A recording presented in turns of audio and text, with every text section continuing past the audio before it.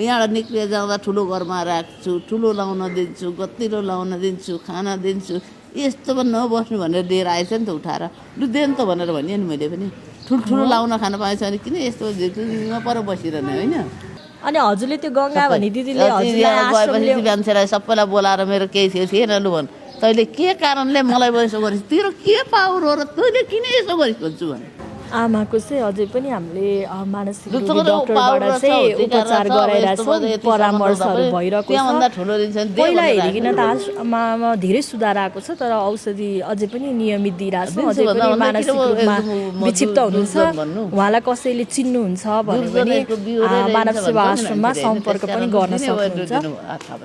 हामी अब हजुरको परिवारहरू खोज्ने अभियान गर्छौँ है त। मेरो परिवार यहीँ के अभियान गर्नु, टाढा टाढा गए पो अभियान गर्नु, उतै पर्तिर के अभियान गर्नु। सम्पूर्णमा नमस्कार, जय मानव सेवा। यति बेला हामी मानव सेवा आश्रमको शाखा कार्यालय रानीवन काठमाडौँमा छौँ। तपाईँहरूले देख्न सक्नुहुन्छ मेरो छेउमा हाम्रो आश्रममा आश्रित, हाम्रो आश्रमको गरिमा बढाइरहनु भएको आमा हुनुहुन्छ। खासमा मानव सेवा आश्रमले हरेक वर्ष दसैँ तिहारहरूको चाडपर्वहरूको बिचमा चाहिँ राष्ट्रिय उद्धार कार्यक्रम भनेर हामीले चाहिँ मेची महाकाली राष्ट्रिय उद्धार गर्छौँ। मेचीदेखि महाकालीसम्म गएर चाहिँ 1 महिनाको हाम्रो त्यो यात्रा हुन्छ। सडकमा चाहिँ हामीले जो कोहीलाई जसले दुःख पाएर बसिरहनु भएको छ त्यस्तो मानवहरूलाई चाहिँ हामीले उद्धार गरेर ल्याउँछौँ। यसपालि पनि हामीले दसैँ र तिहारको बिचमा 1 महिनाको यात्रा गरेका थियौँ।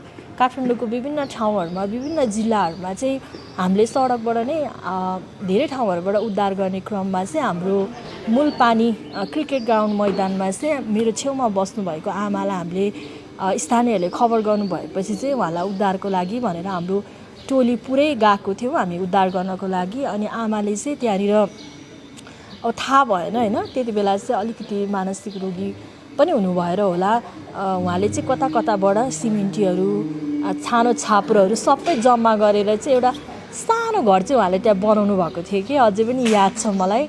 हाम्रो टिम, म, हामी आफै त्यहाँभित्र गएको थियौँ।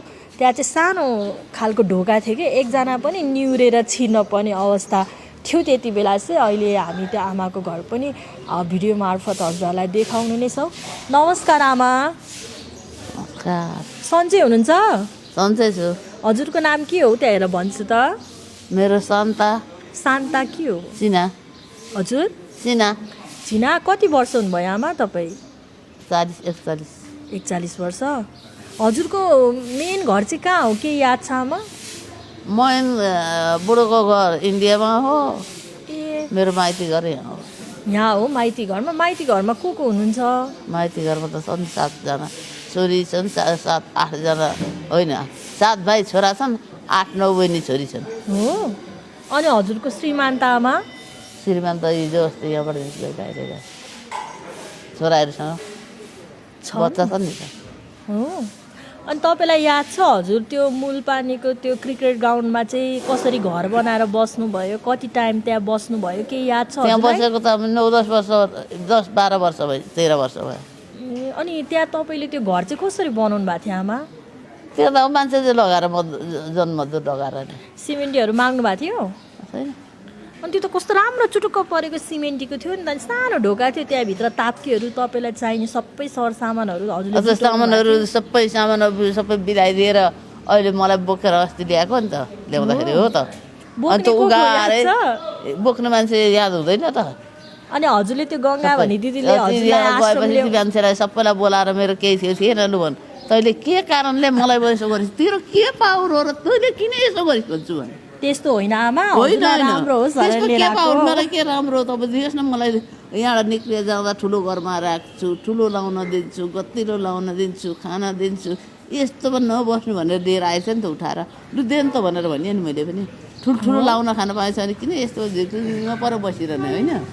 आमाको चाहिँ अझै पनि हामीले मानसिक रोगी डाक्टरबाट चाहिँ उपचार गराइरहेछौँ, परामर्शहरू भइरहेको छ। पहिला हेरिकन त आमामा धेरै सुधार आएको छ, तर औषधि अझै पनि नियमित दिइरहेछौँ। अझै पनि मानसिक रूपमा विक्षिप्त हुनुहुन्छ, उहाँलाई कसैले चिन्नुहुन्छ भने पनि मानव सेवा आश्रममा सम्पर्क पनि गर्न सक्नुहुन्छ। आमा हजुरलाई मानव सेवा आश्रममा आएर कस्तो लागिरहेको छ? यहाँ नि त अब हामीले के जिन्दगी जाँदैन यसले हो जिन्दगीभर जाने त जिन्दगीभर जुनीभर यस्तै आफूले खाने छोरा कहाँ छ छोरी कहाँ छ बुढो कहाँ छ हामी खोजिदिन्छौँ नि त सबैले तपाईँलाई खोजेर यसो झुप्रिएर गरेर आफ्नो बाउको भने चाहिँ शाखा सन्तान नगर बढी नै केही छैन भन्छ जेठी पनि हो यो हुँदैन मेरो जति सबै लगेर बुइने ज्वाइँको सिउँदोमा थापेर सिँदुर हालेर हिँड्छ अनि मैले निन्दा गरेँ खोजी गरेँ आफ्नो कोही खोजी नगर्ने निन्दा नगर्न क्या लाज शरम पर्छ कि डबस्तरी आइमै छ आमा अब 24 घन्टे भन्ने कि उसले पनि आफ्नो दिमागले सोच्नु न हामीले बोल्नु नपरोस् न आमा तपाईँले त्यस्तो बोल्नु भएन अब किन भएन मैले झन् यसो चुप लाग्छु झन् हुँदैन झन् चुप लाग्छु झन् हुँदैन मैले मेरो पैसा लगेर सिउँदा सिँदुर निन्दा खोजी गरेँ त हो नि यसो गरेर अँगालो मारेर लिएर सिँदुर हालेर लिएर आउँछन् पशुपतिबाट आउँदा आमा केही छैन अब पशुपतिमा गएर हजुरको श्रीमानहरू खोज्ने छोराछोरी खोज्ने गरिदिन्छौँ है हामीले छोराछोरी सँगै छ नि यहाँ आइहाल्छ नि आउँछन् मोबाइल नम्बर केही याद छ हजुरलाई यहाँ आइहाल्छ नि अघि त आएर त्यो भित्र बसिकन भात खाएर गएको ए भात पनि खाएर जानुभयो छोरीले छोराले छोरी चाहिँ आउनु भएको थिएन छोरी आउँदैन किन आउनुहुन्छ छोरी त एउटी त छ नातिनी नातिनी छ नातिनीको माया लाग्छ कि लाग्दैन त हो याद आउँछ होला हैन छोरालाई दिएको त हो हजुर नातिनी कान्छा छोरालाई दिएको को कान्छा छोरा मेरै छोरालाई अनि मेरो छोराबाट जन्मेको होइन जिचन्द्रको दाजुबाट जन्मेको जस्तै हो ल कपाल सपल कोर्नु पर्यो आमा अब खाना खानु पर्यो हामी अब हजुरको परिवारहरू खोज्ने अभियान गर्छौँ है त मेरो परिवार यहीँ छन् के अभियान गर्नु टाढा टाढा गए पो अभियान गर्नु उतै पर्तिर छन् के अभियान गर्नु ल आमा अब अहिले त मेरो छेउमा छ चुप्प लाएर बस्यो ल आमा हजुरले औषधि चाहिँ नियमित खाइरहनु भएको छ नि त